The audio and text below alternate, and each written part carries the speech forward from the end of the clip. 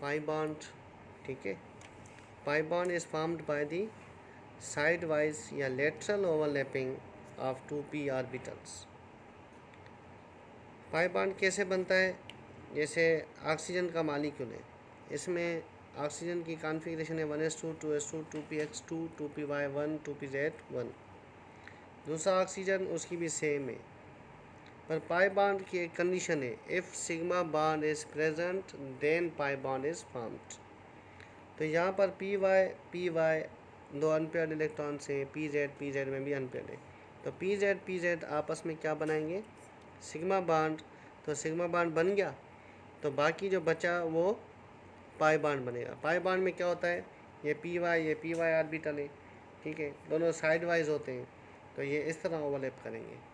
तो such type of bond is called pi bond.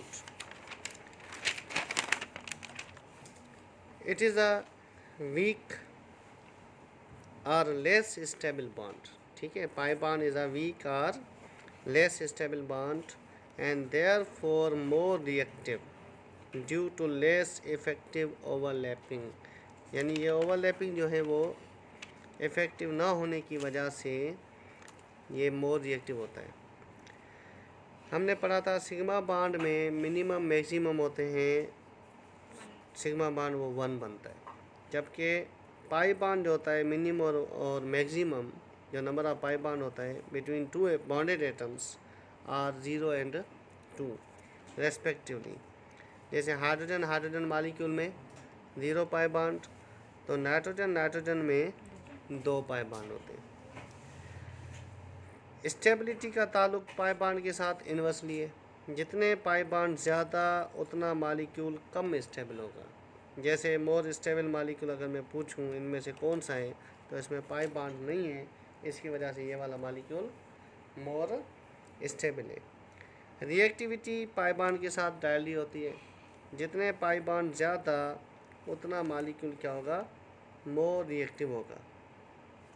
जिसमें पाई bond होता है उसमें फ्री रोटेशन नहीं होती, ठीक है।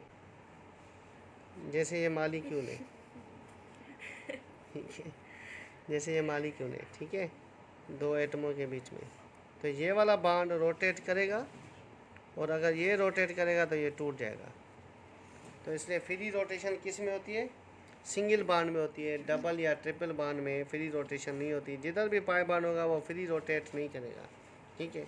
जिधर सिंगल बॉन्ड होगा वो फ्री रोटेट करेगा।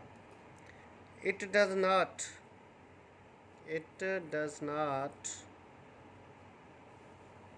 डिटरमाइन द शेप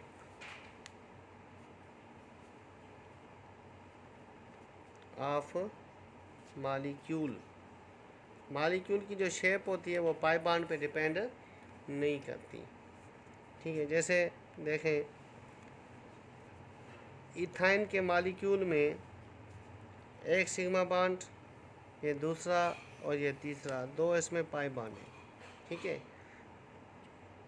टोटल अगर इलेक्ट्रॉन पेयर काउंट करें, ये जो सेंट्रल एलिमेंट इसमें 2 है, पर ये जो सेंट्रल एलिमेंट है इसके जो इलेक्ट्रॉन पेयर हैं वो 2 हैं, ये वाले 2। ये जो सेंट्रल एलिमेंट है इसके भी इलेक्ट्रॉन पेयर कितने हैं? 2 हैं, 4 नहीं। ये एक इलेक्ट्रॉन पेयर, ये दूसरा, ये तीसरा, ये चौथा, नहीं, ये 1, ये 2, ये 3, ये हो गए 4। वैसे 4 इलेक्ट्रॉन पेयर सेंट्रल एलिमेंट में हैं। इसमें कितने हैं? 4 इलेक्ट्रॉन पेयर हैं, ठीक है।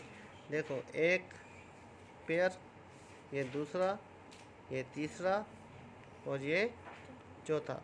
वैसे टोटल देखो एक सेंट्रल एलिमेंट में 4 इलेक्ट्रॉन पेयर हैं, पर काउंटेबल 2 हैं। आया 4 इलेक्ट्रॉन पेयर काउंट करोगे तो 4 इलेक्ट्रॉन पेयर हों तो टेट्राहेड्रल शेप होती है पर इसमें 2 इलेक्ट्रॉन पेयर काउंट हो रहे हैं, क्योंकि 2 पाए हैं, 2 इसमें सिग्मा है, तो सिग्मा वाले काउंट कर रहे हैं। तो ये वाले अगर हम काउंट करें तो इसकी शेप बन जाती है लीनियर। अगर ये वाले भी काउंट होते तो शेप बन जाती टेट्राहेड्रल। तो इसलिए इथाइन की जो शेप है वो क्या है? लीनियर है। यानी पाई बॉन्ड शेप नहीं बता रहा, सिग्मा बॉन्ड शेप बता रहा है। जितने पाई बॉन्ड ज़्यादा, ग्रेटर द पाई बॉन्ड्स,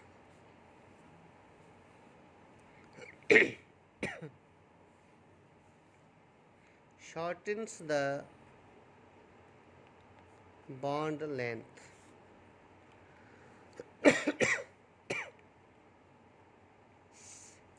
तो देखो ऑक्सीजन में पाई बॉन्ड है एक,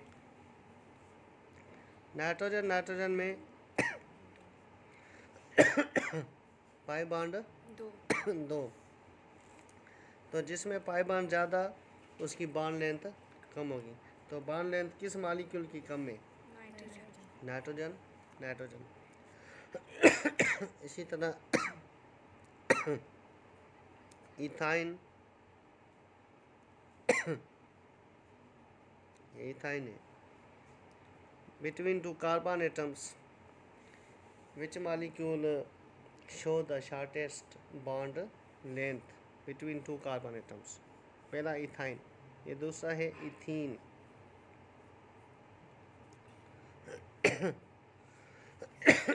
तीसरा मॉलिक्यूल है इथाइन। तो बॉन्ड जो लेंथ है इन तीनों में से अगर हम ऑर्डर लें, पहला, दूसरा, तीसरा, तो तीसरे की बॉन्ड लेंथ कम है दूसरे की कम है पहले से, यानी shortest bond length order between ethene and ethyne. तो ये उसका ऑर्डर है, करेक्ट ऑर्डर। ठीक है, ये पहला नंबर, ये दूसरा नंबर और ये तीसरा नंबर। तो ये था टॉपिक हमारा सिग्मा एंड पाई बॉन्ड। इस पे स्टडी करें।